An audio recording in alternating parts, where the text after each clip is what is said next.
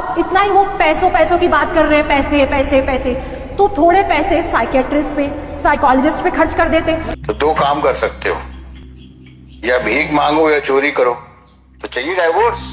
कम से कम चलिए 25 लाख ऐसे दे दीजिए करके।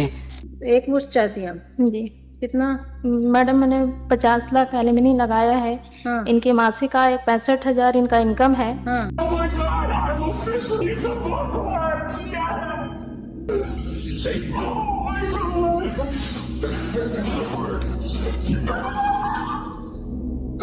I'm officially primary custodian of the kids. What about the child support?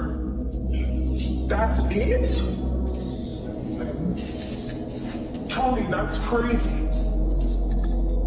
Why? Are you kidding me? Not all of this financial burden with my children is on me? This is... Oh.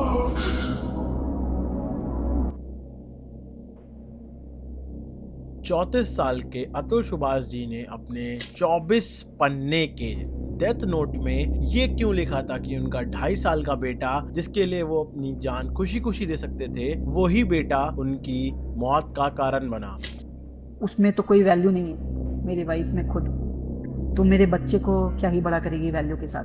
मेरे parents को मेरा बच्चा दे दें, वो उसको better value के साथ बड़ा करेंगे। और उन्होंने उस सुसाइड नोट में इतना बिब्लिकली और लाफिंगली इतना अच्छा लिखा, जिसको देख के या पढ़ के मेरे तो रोंगटे खड़े हो गए। उन्होंने उसमें लिखा, Indian women with the help of draconian laws are taking more life of Indian men than ever killed by terrorists। इसका मतलब है कि 2020 और 22 की रिपोर्ट में ही ये लिखा था NCRBC के कि इंडिया में फेक केसेस की वजह से अभी तक जो उस साल जो डेथ काउंट था वो है 68,000। ये कोई कंपैरिजन नहीं है, ये बस एक सवाल है उस नेग्लिजेंस का जो कि इंडियन जुडिशरी सिस्टम में है, और जिनके लूप होल का फायदा उठा के 498A जैसे ये लॉज हैं और हिंदू मैरिज एक्ट लॉ हैं, कितने सारे ऐसे लॉज हैं जिसका गलत वुमेन जो हैं वो फायदा उठा रही हैं।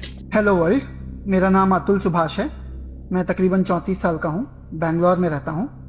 आज करने जा रहा हूँ जो उसकी आदत थी कि जो आपका आर्मपिट होता है, जिसको आप बगल या कांख भी बोलते हैं हिंदी में, उसे चाटना होता था वो। तो आप अगर लेटे हो तो वो उसे चाटेगी। तो जज का कहना था कि तो फिर क्या हो गया, तुम्हारी पत्नी है, अगर तुम पर गलत केसेस डाल भी दिए तो क्या हो गया, ऐसे ही होता है ना। ये सुनकर मैं और भी शॉक था।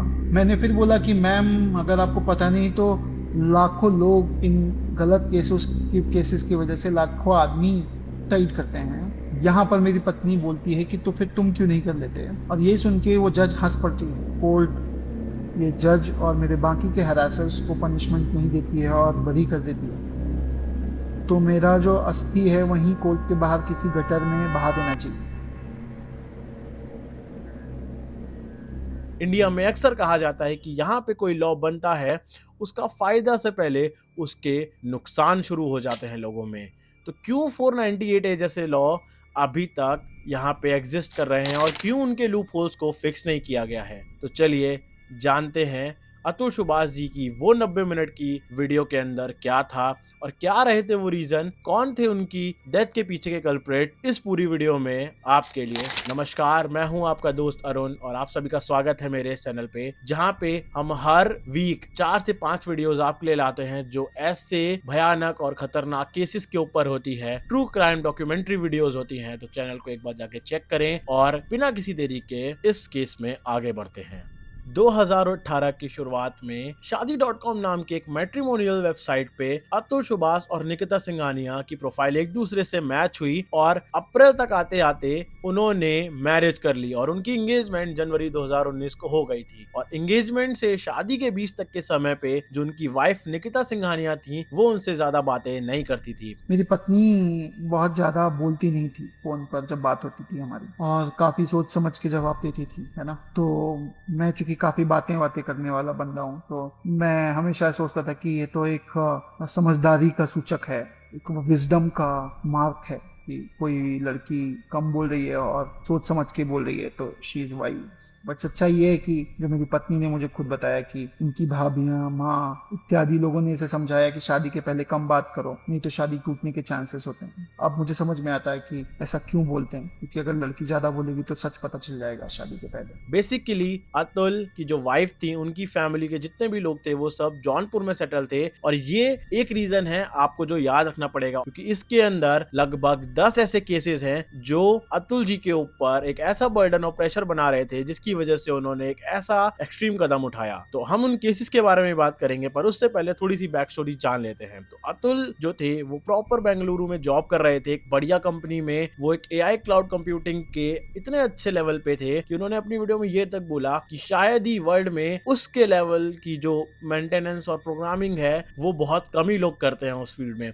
और मैं अपनी फील्ड में अच्छा ही नहीं हूँ, बहुत अच्छा हूँ। मेरे एज ग्रुप में दुनिया में शायद ही कुछ ऐसे लोग होंगे जो शायद मेरे लेवल ऑफ, मेरा जितना अकाउंटेबिलिटी है और जो रिस्पॉन्सिबिलिटी मेरी कंपनी में है उतना मेरे एज में किसी को मिलता है जनरली। और वहीं पे दूसरी साइड पे जो निकिता थी वो कोई भी जॉब वॉब नहीं करी थी, इवन उनको पढ़ाया एआई वाई जो भी चीज पढ़ाई गई थी वो अतुल ने ही उनको पढ़ाई थी। और तब भी जाने के बाद 15 से 20 इंटरव्यू देने के बाद एसेंचर नाम की एक कंपनी में उनको एआई के प्लेटफॉर्म पे उनको मिला जॉब। ये भी अतुल की हेल्प से ही उनको मिला। ना आपको लग रहा होगा बीटेक कंप्यूटर साइंस ये की है तो इनको कुछ प्रोग्रामिंग आती है, कुछ प्रोग्रामिंग नहीं आती। तो प्रोग्रामिंग करना सिखाया इन्हें आर्टिफिशियल इंटेलिजेंस सिखाना शुरू किया, इन्हें इंटरव्यूज दिलवाए इतनी सारी कंपनी में, इनका रेज्यूमे बनवाया, हर इंटरव्यू के बाद क्या क्वेश्चंस का कैसे जवाब देना ये सिखाया। मेरी कंपनी में भी इंटरव्यू दिलाया जहाँ सिलेक्ट नहीं हुई। ऐसे कुछ नहीं भी तो 2 दर्जन कंपनियों में इनका सिलेक्शन नहीं हुआ। फिर 1 साल बाद इनका ये एक्सेंचर कंपनी में सिलेक्शन हुआ अप्रैल 2021 में, और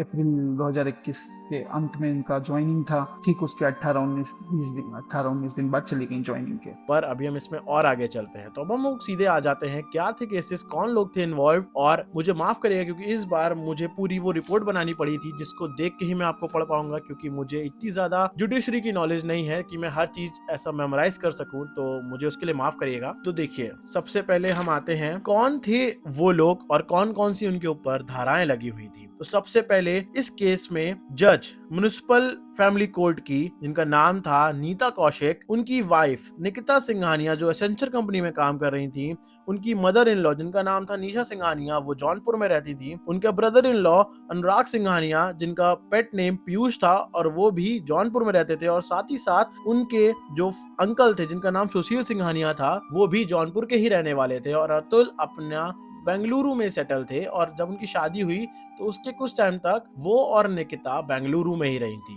पर उसके बाद पहला केस उनके ऊपर होता है। तो पहला केस ये था कि उनके और उनकी फैमिली के ऊपर 302 मर्डर, 377 अननेचुरल सेक्स का केस, 498A IPC 323, 406, 504, 506 और इंडियन डाउरी प्रोविजन एक्ट के अंदर 3/4 156/3 IPC 2022 में उनके ऊपर एक पहला केस लगा जो कि 3 महीने बाद उससे वापस ले लिया गया। अब इसमें हम आपको बताते हैं कि उनके ऊपर मर्डर का चार्ज क्यों लगा था। तो शादी के टाइम जब अतुल जो थे आए थे जौनपुर, और उनकी जो वाइफ थी वो शादी होके आई थी 2 दिन के लिए उनके वहां वाले घर पे, जहाँ पे उनके पेरेंट्स, उनकी मदर और उनका भाई था। वहां पे 2 दिन, सिर्फ 2 दिन रहने के बाद जो निकिता और उनकी फैमिली थी, खास करके उनके अंकल सुशील, उन्होंने उनके ऊपर मारने ने और डॉरी का केस लगाया था। और इसी से जुड़ा हुआ एक जो उनका 498A का केस था वो ये था कि अतुल की फैमिली ने उनसे 10 लाख रुपए मांगे थे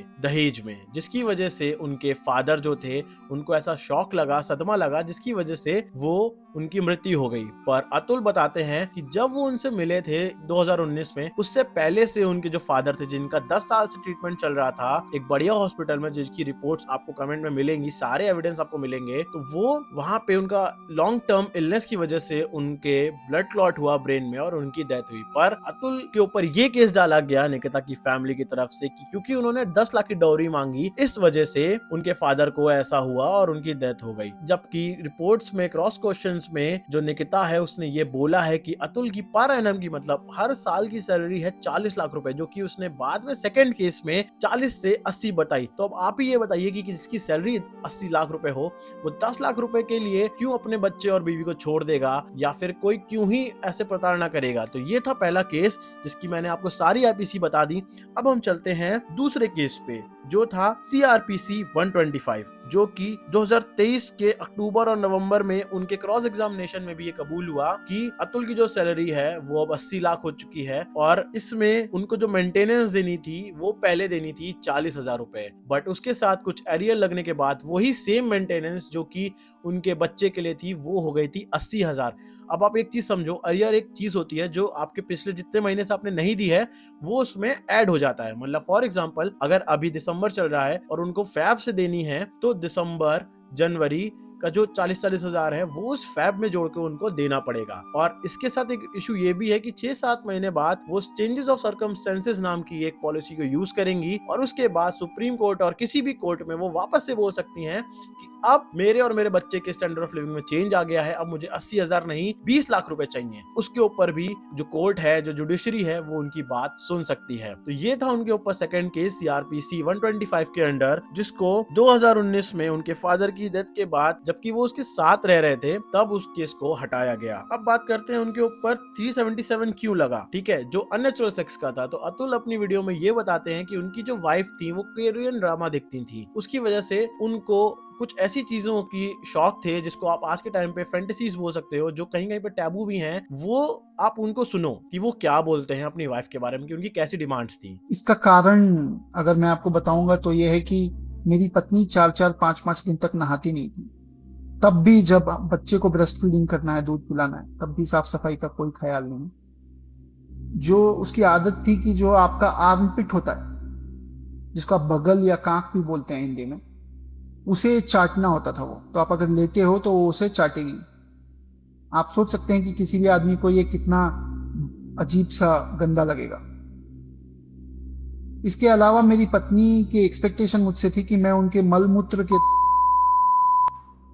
तो ये मुझसे नहीं हो पाएगा। ये एक ऐसी डिमांड्स हैं जो बहुत सारे लोगों के लिए कॉमन है, बहुत सारे लोग उसको फैंटेसाइज करते हैं और बहुत सारे लोगों के लिए टैबू है। इसका मतलब ये था अतुल और अतुल की जो वाइफ निकिता थी, उन्होंने जो उनके ऊपर 377 का केसेस लगाए कि वो अननेचुरल सेक्स के उसमें थे, तो वो ये बात को क्लेम करते हैं कि लास्ट 6 महीने जब उन्होंने ये एक्सट्रीम स्टेप हुआ है उससे 6 महीने पहले से वो लोग फिजिकली इन्वॉल्व या एक्टिव नहीं थे, और जब भी वो थे तो वो ऐसी ऐसी चीजें करती थी जिसकी वजह से जो अतुल थे वो उसमें इतना इंटरेस्ट नहीं लेते थे, जो कि शायद किसी के लिए भी कॉमन है। अगर उनको उनके पार्टनर के साथ ऐसी चीजें नहीं अच्छी लगती हैं तो आप कभी भी उनको फोर्स नहीं कर सकते हो। और वहीं पे तीसरे केस की तरफ से आगे बढ़ते हैं तो उसमें एक और इंटरेस्टिंग चीज होती है जो अतुल जी ने अपनी वीडियो में मेंशन करी थी। वो था ये, जो उनका हिंदू मैरिज एक्ट में सेक्शन 13 था, डिवोर्स अंडर, जो नीता कौशिक जी के केस में चल रहा था, तो वहां पे उन्होंने 6 महीने बाद उसको रजिस्टर किया था, जबकि वो उस टाइम पे उनके साथ नहीं रह रही थी। अब जो कोर्ट में उन्होंने ये बताया कि ये वाला जो केस है जिसमें उनके लॉयर ने उनको मर्डर के लिए, इन सब के लिए बताया, वो एक गलत था, उनको पता ही नहीं था। तो अब ये सुन लीजिए आप कि जो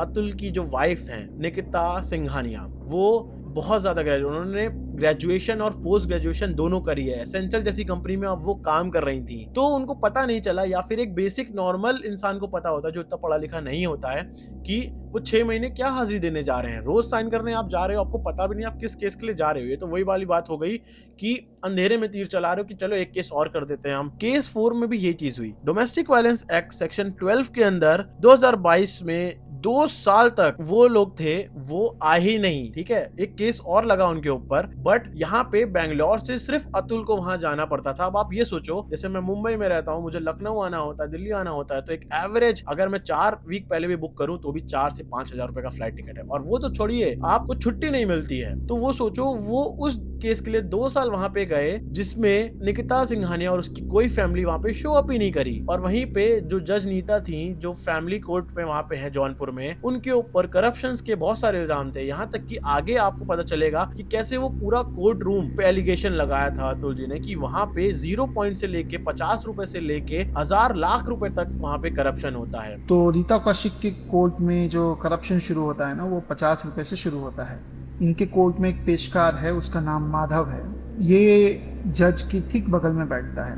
वहीं पर। और ये जो माधव है ये हर किसी से, चाहे वो बूढ़ा हो, आदमी हो, औरत हो, गरीब हो, अमीर हो, सबसे ही पैसे लेता है। जनरली 50 रुपए लेता है ज़्यादातर लोगों से।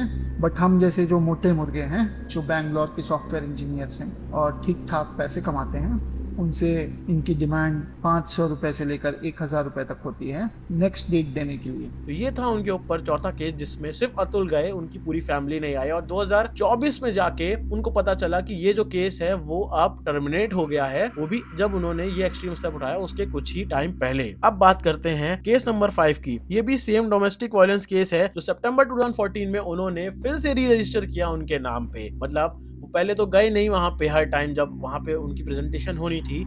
जब वो खत्म हुआ, उन्होंने फिर से उसी केस को फाइल किया कि भैया वो डोमेस्टिक वायलेंस कर रहे हैं, मार रहे हैं, पीट रहे हैं और ये सब कर रहे हैं। जबकि अतुल पूरी वीडियो में ये बोलते हैं कि अगर वो कहीं पे मारते आते तो उनको उनके साथ भी तो रहना जरूरी था। शादी के बाद जब उनको पढ़ाया, उनकी जॉब लगी, वैसे ही वो वहां से जौनपुर नहीं गई बल्कि लखनऊ में रह रही थी यहाँ पे आके, जिसकी उनके पास अपने बच्चे के अकाउंट के रिपोर्ट्स भी थे, जो मनी ऑर्डर्स वो भेजते थे उसकी भी रिसीविंग उनके पास वापस आती थी। फिर चलते हैं केस नंबर 6 पे। अब उनके ऊपर FIR हुई थी IPC 498A की। 498 एक ऐसा, एक आप बोल सकते हो जोक है इस जुडिशरी सिस्टम पे इंडियन मैन के ऊपर, कि उसके बारे में आप जो बात करो वो कम है। मतलब कोई भी आपसे शादी करेगा, आपके ऊपर केस लगा के आपकी आधी से ज्यादा प्रॉपर्टी अपने नाम कर लेगा। इवन कई टाइम पे ये सच होता है और ये होना चाहिए, बट 10 में से 7 बार ये गलत होता है और इसके चक्कर में पूरी फैमिली बर्बाद हो जाती है लड़के की। और कई बार तो आज के रिसेंट केसेस में तो आप ये देखो कि वो बस शादी इसीलिए करती हैं। इवन इसके ऊपर तो बॉलीवुड में मूवी बनी हुई है कि भैया आप शादी करो, शादी होने के बाद 2 दिन बाद ही छोड़ दो। अभी रिसेंट एक केस है जहाँ पे शादी होने के 1 दिन बाद ही लड़की ने छोड़ दिया और वो कोर्ट में जाके 6,16,000 रुपए की मेंटेनेंस मांग रही महीने की। ये तो तब भी 80,000 ही मांग रही थी। पर अब आप देखो इसमें और क्या क्या चीजें अनोखी थी। तो FIR उन्होंने करी लोअर कोर्ट में, जो की थी IPC 498A 323 504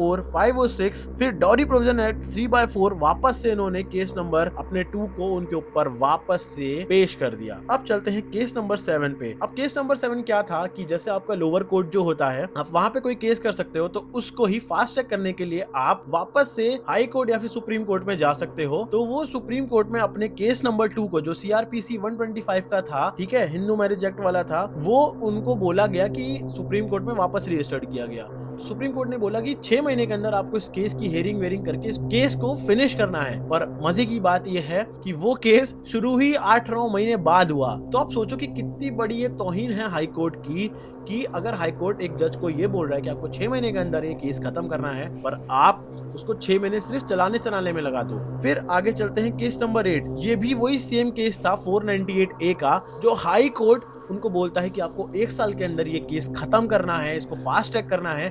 पर यहाँ पे भी जो जज नीता कौशिक होती हैं, वो इतनी करप्ट होती हैं कि वो इस केस को भी लंबा अच्छा खासा खींच देती हैं। और यहाँ पे अब एक पॉइंट आता है, जब आपको बचे हुए 2 केस और बताता हूँ, उसके बाद मैं बताऊंगा कि कैसे वो करप्शन से जुड़ी हुई थी। तो केस नंबर 9 यही था। अब केस नंबर 9 उन्होंने फिर क्या किया, CRPC 125 के अंदर ऑर्डर दिलवाया कि अब भैया पर मंथ 40,000 नहीं, अब आपको 80,000 देना पड़ेगा। मतलब बच्चे और नीता कौशिक जो कि वहाँ की जज थी, उन्होंने ये बोला कि भैया अब आपको बच्चे और माता के लिए इतना पैसा देना पड़ेगा। एक जौनपुर जैसे टियर 3 टियर 4 सिटी के अंदर 40,000 रुपए में तो एक घर चल रहा है भाई। 20,000 रुपए में वहाँ पे आपका घर चल जाता है 3 लोग की फैमिली का। वहाँ सिर्फ बच्चे का मेंटेनेंस आपको 80,000 रुपए का लग रहा है। जबकि वो ये बताते थे कि कोविड टाइम पे, उससे पहले जब उनकी जो वाइफ थी वो कंसीव कर रही थी और उनका बेबी डिलीवर होने वाला था, तब उन्होंने बेंगलुरु के एक बहुत अच्छे हॉस्पिटल में उनका इलाज कराया था। वहां पे उनका 2.5-3 लाख रुपए डिलीवरी का चार्ज लगा था उस बेबी का। बट इसमें आगे चलते हैं और आपको मजा आने वाली है कि कितना ज्यादा इसको यूज किया गया है उस जज ने और उस औरत ने अपने पति के खिलाफ। ठीक है, अब आगे चलते हैं। अब जो 10वां केस था वो इन्होंने किया था कि उनके जो केसेस हैं जिसमें वो नहीं आ रही हैं या फिर वो ऐसे गलत टाइम पे आ रही है, उसको सही किया जाए। और वो जो मर्डर वाला केस है जो उनके ऊपर लगाया गया है वो बेबुनियाद है, जो बाद में हटा लेकिन फिर से लगा दिया गया। तो ये थे उनके ऊपर टोटल 10 केसेस। अब चलते हैं थोड़ा सा इनके बैक स्टोरी में, ठीक है, कि इनकी शादी होने के बाद क्या टाइमलाइन रही। और उस वीडियो नोट में एंड एंड में उन्होंने क्या विशेष मांगी उसके बारे में भी हम बात करेंगे। उससे पहले मैं आपको बता दूं कि इसमें जो मेंटेनेंस था वो है 80,000 पर मंथ दोनों के लिए, और एलिमनी जो थी वो पहले 1 करोड़ थी, अब वो 3 करोड़ हो गई है। और मैं आपको बता दूं कि एलिमनी और मेंटेनेंस अलग होता है। एलिमनी एक बड़ा अमाउंट होता है जो आपको देना होता है, और मेंटेनेंस आपको हर महीने देना होता है। और यहाँ तक कि ये भी है, एक कोर्ट में बोला गया एक जज ने कि अगर आपके पास जॉब नहीं है, अगर आप जॉब छोड़ देते हो या आपको कुछ भी करना हो तो आपको भीख मांगनी पड़ेगी, आपको चोरी डकैती जो करनी करो आपको, लेकिन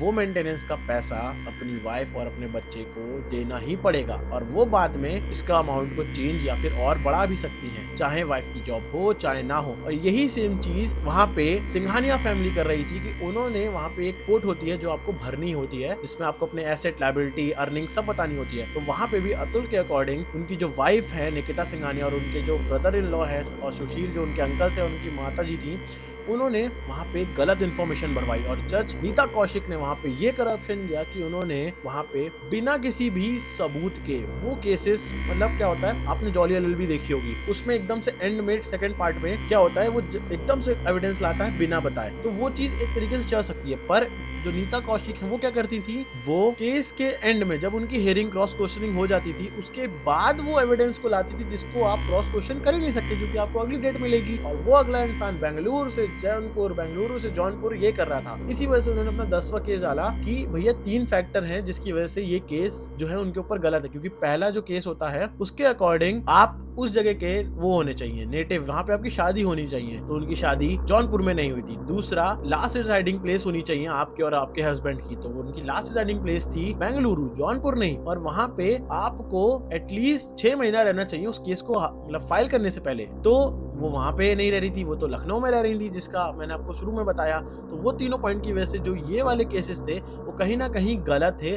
बट अब देखो यहाँ पे आता है करप्शन का केस कि कैसे 50 रुपए से करप्शन शुरू होता है। तो जब अतुल जी ने CrPC 126 in constitution to CRP 125 के अगेंस्ट जो केस डाला था, वो place of marriage, matrimonial home और लास्ट रिसाइडेड विद हस्बैंड की बात थी, तो वो जौनपुर था और उनकी वाइफ लखनऊ में रह रही थी। तो सीआरपीसी 125 में उन्होंने क्रॉस एग्जामिन किया था कि जो उनका बच्चे का बैंक अकाउंट था वो लखनऊ था, ना कि आपका ये जौनपुर। और वो उसके बाद 2024 में दिल्ली शिफ्ट हो गई थी लखनऊ से, तो जौनपुर में तो केस बनता ही नहीं था। बट उनको प्रताड़ित करने के लिए उनको बेंगलुरु में लाया जाता था ताकि बेंगलुरु से वो जौनपुर आए और वहां पे उनको और ज्यादा हरास किया जाए। अब देखो गीता कौशिक ने इसमें क्या क्या किया। तो देखो जज ने सीधा मेंटेनेंस देने को बोल दिया और ये नहीं पूछा कि ये क्यों चाहिए तुम्हें और क्या रीजन है, लायबिलिटी एसेट कुछ भी चेक नहीं करे, सीधा उन्होंने बोला कि तुम्हें देना पड़ेगा। और वहां पे इंसिडेंस एक ये आता है कि जो अतुल जी हैं वो बोलते हैं कि इससे अच्छा तो फिर मैं अपनी जान दे दूं, खत्म कर लूं अपने आप को। तो जो उनकी वाइफ होती हैं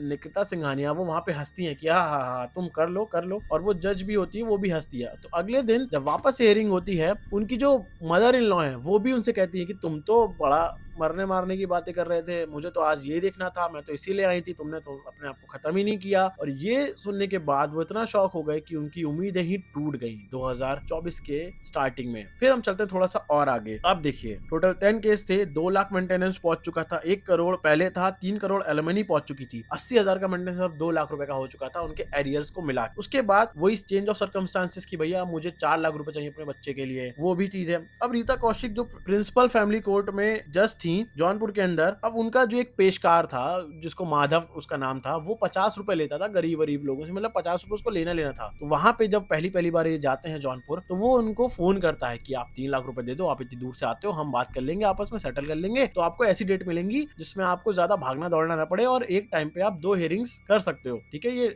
जुडिशरी में है। तो उन्होंने मना कर दिया कि यार पता नहीं वो वही मांगनी हुई या वो मांगनी हुई, but for an so reason उन्होंने मना कर दिया। तो उसके बाद जो नीता कौशिक थी वो और ज्यादा उखड़ी रहने लगी, क्योंकि भैया माधव के नाम से आया था ना, लेकिन पैसा तो उनको चाहिए था 3 लाख रुपए। फिर एक बार नीता कौशिक खुद ये कहती हैं, जो कि आप वीडियो में भी सुनो, कि वो उनसे 5 लाख रुपए मांगती कि मुझे 5 लाख दे दो, मैं तुम्हारा ये केस सेटल कर देती हूँ, तुम भी आराम से रहो वो भी आराम से रहो। तो ये बात वो साफ साफ बोलते हैं अपनी वीडियो में कि भैया जज तो खुला हमसे करप्शन करवा रहा है, पैसे मांग रहा है, और पेशकार तो मांगता ही मांगता है, 1000 2000 कुछ भी कह लो। अगर आप ढूंढोगे जाके तो आपको पेशकार के बारे में भी बहुत सारी चीजें मिलेंगी। उसके बाद देखो आप 21 मार्च 2024 को जब उन्होंने एविडेंस करे क्रॉस एग्जामिनेशन किया तो माधव ने 3 लाख रुपए मांगे, जो कि उन्होंने मना कर दिए और जज ने बोला कि तुम्हें वो पैसे मांग रही है तो तुम वो पैसे दे दो। अब ये बात अगर हम कोर्ट जाते हैं तो हम क्या करते हैं, हमें यही करना पड़ता है, बट उन्होंने ये बात नहीं मानी। अब उसके बाद एक चीज और देखो, जब उन्होंने इसको इलाहाबाद वाले कोर्ट पे बोला ना तो 3 से 4 बार एक टर्म होता है उसमें उनको जाना पड़ता है। अब उसमें भी वो बेंगलुरु से इलाहाबाद हाई कोर्ट आए और जो उनकी वाइफ निकिता कौशिक है जो जौनपुर में है, वैसे तो दिल्ली लखनऊ में रहती है, उसको वहां बुलाने के लिए 50,000 रुपए दो। और ऐसे 3-4 बार उन्होंने करवाया और उस पर भी आके कोई डेट नहीं निकलता, कोई भी रेजोल्यूशन नहीं निकलता था।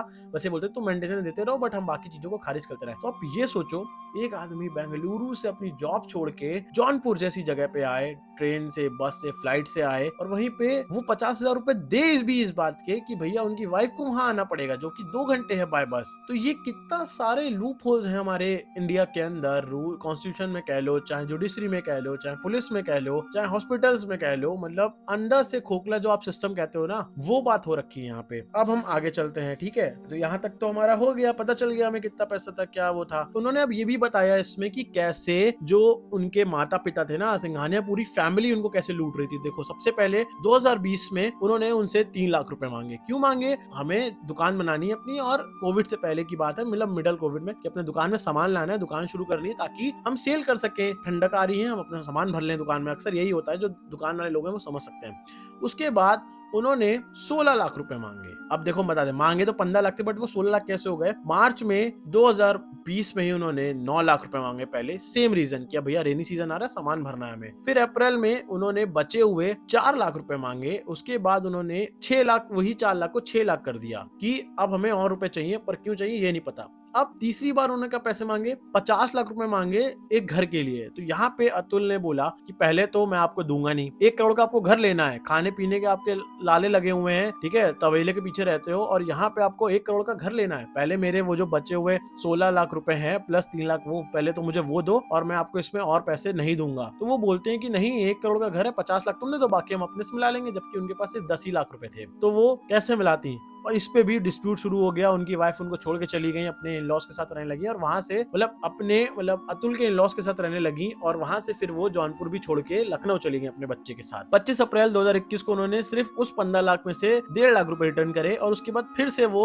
उनकी जो मदर इन लॉ है वो उनके ब्रदर इन लॉ के साथ आई कि उनको भैया क्लाउड किचन शुरू करना है तो तुम हमें पैसा दे दो। पहले घर का पैसा, अब इसका पैसा, टोटल 50, 15 प्लस 3, 18 प्लस, हाँ, टोटल 65 लाख रुपीज तक की मांग हो चुकी थी, जिसमें से 1.5 लाख रुपए उन्होंने रिटर्न किए थे, 50 लाख उन्होंने दिए नहीं। अब फिफ्थ, अब रिलेटिव्स को फोन करने लगी और फेक एलिगेशन लगाने लगी उनके ऊपर कि तुम्हारा जो ये है नाती है, तुम्हारा भतीजा है, ये मेरी बेटी को मारता है, हमें भी मारता है, उल्टा सीधा बोलता है। तो ये पूरे उनके रिलेटिव्स को फैलाना शुरू कर दिया, जो कि कहीं ना कहीं गलत चीज थी। और अतुल ने इस बात को थोड़ा इग्नोर कर दिया था कि चलो रिश्तेदारों से कुछ फर्क नहीं पड़ता, एटलीस्ट मेरे माता पिता तो सेफ है। बट एक तरफ वहां पे उन्होंने केस कर दिया उनके ब्रदर, उनके पापा और उनकी मम्मी के ऊपर कि इन्होंने मिलके हमारे हस्बैंड का 10 लाख रुपए के चक्कर में मर्डर करवा दिया, मतलब इनसेंस मर्डर हो गया उनका। अब सिक्स्थ, उन्होंने बोला कि भैया तुम आओ, ये सब चीजें वापस करेंगे, ये सब केस वापस करेंगे। तो अतुल अपनी वीडियो में बताते हैं कि वो अपनी माता पिता की इज्जत के अलावा और कुछ नहीं करेंगे, वो चाहे जान दे दें, लेकिन वो ऐसे झूठा सॉरी सबके सामने नहीं बोलेंगे, क्योंकि क्या पता सॉरी बोलने के बाद भी वो लोग सुधरे कि ना सुधरे, जो कि बिल्कुल नहीं लग रहा था। 7वीं बार क्या हुआ, वो लोग एक दिन आए एकदम से बेंगलुरु वाले घर, और अतुल जहाँ रहते थे उनके घर के बाहर ताला लगा दिया, ठीक है, और ताला लगा के चले गए। वो तो अच्छी बात ये थी कि तब अतुल जो थे वो बाहर थे, अपने घर पे नहीं थे, वरना सोचो उनके साथ क्या हो जाता। जिन भी लोगों के साथ आए वो उनके ऊपर कैसे कैसे केसेस लगा सकते थे, मतलब इवन बलात्कार जैसे केस भी उनके ऊपर लगा सकते थे। तो वहां पे अतुल ने अपनी नोट में ये बोला एक बीच सेक्शन में कि मैं चाहता हूं कि मेरे जो फैमिली, अब मेरे जाने के बाद जो भी लोग मुझसे या फिर मेरे रिलेटेड चीजों से मिलेंगे, आप उनकी फैमिली से, तो आप अपने साथ लोगों को लेके जाइए, अकेले मत जाइए, और कैमरे के सामने ही सारी बातें होनी चाहिए, ताकि वो आपके ऊपर पीछे से कोई भी फेक एलिगेशन और ना लगा दें। फिर थोड़ा सा आगे बढ़ते हैं हम, और यहाँ पे अतुल जी ने जो अपनी वीडियो नोट सबमिट किया उसमें और भी पार्ट था जो कि उन्होंने पब्लिक नहीं किया, और उससे पहले उन्होंने अपने कुछ 34-35 काम करे थे। और इसमें एक पॉइंट बहुत इंपॉर्टेंट है जो आपको सुनना पड़ेगा और याद रखना पड़ेगा कि जब 2.5 साल से उनके ऊपर ये केस चल रहा था शादी के बाद, 9 केस चल रहे हैं, 10वां उन्होंने फाइल किया, बेंगलुरु से यहाँ से वहां, जौनपुर लखनऊ बेंगलुरु, जौनपुर लखनऊ बेंगलुरु, फिर केस हियरिंग्स, इतनी सारी चीजों के बाद भी अपने प्रोफेशनल करियर में वो प्रमोशंस पे प्रमोशंस पा रहे थे। उनके कलीग्स उनके बारे में ये बोलते हैं कि वो इतना अच्छा बंदा था, इतना टैलेंटेड बंदा था कि वो इतने प्रेशर के बाद भी इतना अच्छा वर्क परफॉर्मेंस कर रहा था कि वो अपने जो प्रमोशंस थे उनको बढ़ाया जा रहा था, और एक लेवल पे आके वो इतना अच्छा काम कर रहे थे कि उनको एक पूरी टीम मैनेज करनी हो रही थी। तो सोचो कि कितना शार्प और खतरनाक ब्रेन होगा उस आदमी का कि उसको किस लेवल तक प्रताड़ना दी गई होगी कि उसने ये एक्सट्रीम कदम उठाया। यहाँ तक कि जो कमेंट में आपको मैंने उनके ड्राइव लिंक दिया, आप उसको जाके देखो, पढ़ो, उसमें एक पोयम है, ठीक है, एक पूरा 24 पन्ने का नोट है, एक 90 मिनट की वीडियो उन्होंने अपलोड करी है, और साथ साथ में उन्होंने वहां पे उन जज को, मिलॉर्ड्स को ट्रोल भी किया है। आपको सारे एविडेंस हैं, जो मैं बात बोल रहा हूँ ये मैं अपने मन से नहीं बना के बोल रहा हूँ, ये सब उनके अंदर है, आप जाके पढ़ो, कुछ आपको स्क्रीन पे भी दिख रहा होगा। तो अब ये देखो, उनकी पहली विश थी उनके क्रिमेशन ग्राउंड के बाद उनके आसपास, उनकी बॉडी के आसपास उनकी इन लॉस की तरफ से कोई भी नहीं होना चाहिए। उनकी दूसरी विश ये थी कि उनकी वाइफ को तो वो समझ नहीं सके या उनकी फैमिली को नहीं समझ सके, पर उनका जो बच्चा है वो उनके माता पिता को दे दिया जाए, मतलब अतुल के माता पिता को दे दिया जाए, और वो लोग उसकी केयर टेकिंग करें ताकि वो आगे चल के एक अच्छा इंसान बने और उसको एक अच्छा और सेफ फ्यूचर मिले, ना कि अपने नानी नाना की तरह। फिर तीसरा कि भैया आप किसी से भी मिलो तो बिना कैमरे या बिना और तो यार भीड़ के मत मिलना उनकी किसी भी फैमिली से पर्सनल में, वरना वो और केसेस आपके ऊपर लगा देंगे। चौथा कि मुझे तब तक अस्थि विसर्जन मत करना जब तक कि मेरे को इंसाफ नहीं मिलता। और छठी विश सुन के तो शायद किसी का भी मन उदास हो जाए। उन्होंने बोला कि अगर मुझे जस्टिस नहीं मिलता है और ये केस भी ऐसे ही चला जाता है, जो कि इंडिया के अंदर ट्रेंड होता है 6 दिन का, तो मुझे किसी भी कोर्ट के सामने जो गटर हो मेरी अस्थियों को, उसमें ही विसर्जन कर देना, क्योंकि मैं नहीं चाहता कि मेरी अस्थि ऐसे जाएं, और मुझे पता होना चाहिए कि वो मेरे मरने के बाद भी मेरे जैसे लोग हैं, मैं हूँ, मुझे इंसाफ नहीं मिला। उसके बाद उन्होंने ये भी बोला कि जो जज था वो नीता कौशिक, उनके हस्बैंड वो पेशकार माधव, और इनके इन लॉज जो इनके सुशील अंकल थे, इनकी जो वाइफ थी, ठीक है, इनकी मदर इन लॉ, इनका ब्रदर इन लॉ, इन सब के ऊपर भी इंटेरोगेशन होनी चाहिए, इनके ऊपर करप्शन के चार्जेस के थ्रू भी इंटेरोगेशन होनी चाहिए, और इसकी एक इंडिविजुअल टीम बननी चाहिए जो कि ये इंटेरोगेशन करे। तो ये थी उनकी कुछ 7 विशेष। और सबसे दुख की बात थी जब उनकी जो ये वीडियो थी ना 90 मिनट की, मतलब टाइटल क्या था, दिस ATM इज नो मोर। मतलब आप सोच रहे हो कि वो पैसे भी दे रहे थे, सारी प्रताड़नाएं भी झेल रहे थे, उनको ये भी नहीं भरोसा था अपने जुडिशरी पे, उनको क्या होगा अगर भगवान ना करे कल को आपको अगर कभी पुलिस, कोर्ट, हॉस्पिटल के चक्कर मिल जाए ना, तो आप पनाह मांग जाओगे, जो आई विश कभी किसी के साथ ना हो। बट सोचो, एक इंसान जो इतना टैलेंटेड था, इतना अच्छा था, उसने उस लड़की को पढ़ाया, उसकी जॉब लगवाया, वो जॉब लगने के 2 महीने बाद ही छोड़ के चली गई। उनको जबरदस्ती जौनपुर जैसी जगह पे बुलाया जा रहा था जहाँ पे आप सीधा फ्लाइट से भी नहीं आ सकते थे, और उनको अपनी ऑफिस में मतलब 24 छुट्टी मिलती है कॉर्पोरेट लाइफ को, चाहे जितने बड़े लेवल पे हो वो, उसको 2 साल में 120 से ज्यादा हियरिंग्स में उनको जाना पड़ा। सोच रहे हो आप, 220 से ज्यादा हियरिंग्स में, तो किसका नहीं, इतना ट्रैवल करके किसका दिमाग नहीं घूमेगा। प्लस 5 लाख रुपए ऐसे दो, 50-50 हजार रुपए अपने ही केस को सुनवाने के लिए उनकी वाइफ को दो, ठीक है, उसमें भी कुछ नहीं सुन रहे थे जजेस, ज्यादातर तो मना ही कर देते सुनने को। फिर उसके बाद खुला जज ब्राइब मांग रही है, उनका पेशकार ब्राइब मांग रहा है, फिर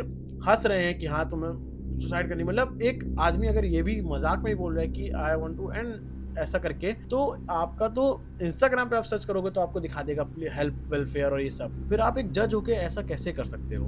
वो बच्चा, उसको आगे चल के कैसा होगा, उसकी लाइफ कैसी होगी, क्या निकलेगा। अतुल जी के जो ब्रदर हैं उनका भी इंटरव्यू आप देख रहे हो, आई होप उनके माता पिता हैं वो बेचारे जस्टिस उनके बेटे को मिले, और जो कल्प्रिट्स हैं उनको सज़ा मिले, और मतलब ऐसी सज़ा मिले। और ये जो सांप बैठे हैं ना, सांप हमारे जुडिशरी में, ये 498A जैसे ये सब, इनका एटलीस्ट कुछ ट्रिगर पॉइंट या फिर कुछ लूप होल इनके फिक्स हो कि भैया दोनों की आप पहले तो वेल्थ देखो, ठीक है, दोनों सुटेबल इक्वल है कि नहीं है। दूसरा, आप ये चेक करवाओ कि लड़की अगर इतना कमा रही, मान लो कई लड़कियां तो लड़कों से भी ज़्यादा कमाती हैं, पर क्या तब भी उनको एलिमनी चाहिए? नहीं। क्या रीजंस थे उनके जो अलग होने के, या फिर अगर दोनों सेम बेसिस पर डिवोर्स करें तो क्यों एलिमनी और ये सब चाहिए? भाई क्या करना है? मतलब आज की जो सॉरी टू से बट आज का जो फेमिनिज्म है ना वो यही है। इंस्टाग्राम पे आप खोल लो, रील सर्कुलेट हो रही है, क्रिएटर्स रील बना रहे हैं, एक आदमी ने अपने आपको खत्म कर लिया और लोग रील बना के ट्रेंड बना के लाइक्स और ये सब कर रहे हैं। हम किस जगह पे जा रहे हैं? इसलिए हम आइसबर्ग सेव कर रहे हैं, इसलिए हम कह रहे हैं गो ग्रीन गो क्लीन। ये जो ह्यूमैनिटी है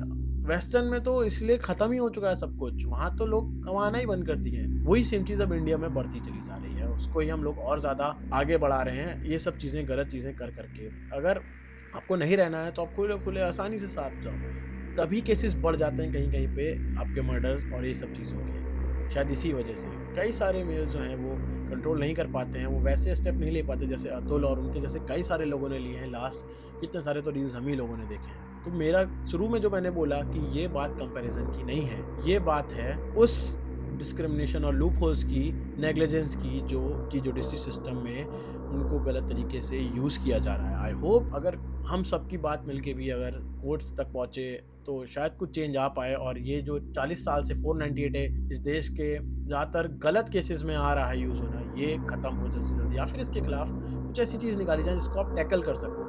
ठीक है, और 68,000 मेंस का जो ये आंकड़ा है ये कम हो। आई होप दोनों साइड से ही कोई भी अपनी जान ना दे, यही सबसे अच्छी चीज़ है, और एक दूसरे की भी जान ना ले। ATM इज क्लोज वाली वीडियो तो आप सबके पास है इंटरनेट पर, देखिए। अगर आप यहाँ तक आए हो और आपको ऐसे ट्रू क्राइम डॉक्यूमेंट्री केसेस और कॉन्स्पिरेसी वीडियोस अगर पसंद है, आप देखते हो, तो मेरा चैनल को देखो जाके। हमारा एम है 2025 में 10,000 सब्सक्राइबर पहुंचने का। लास्ट में मैंने अभी आपको बेंगलुरु वाला केस के बारे में एक और वीडियो बनाई थी, तो आप जाके चेक करो। और हाँ, please stay safe, be happy, आपस में बात करो, अपने दोस्तों से बात करो, जहाँ पे भी रहो सेफ रहो, सुरक्षित रहो, मस्त रहो। मिलते हैं आपसे अगली वीडियो में, तब तक के लिए स्टे सेफ, बी हैप्पी। जय हिंद, जय भारत।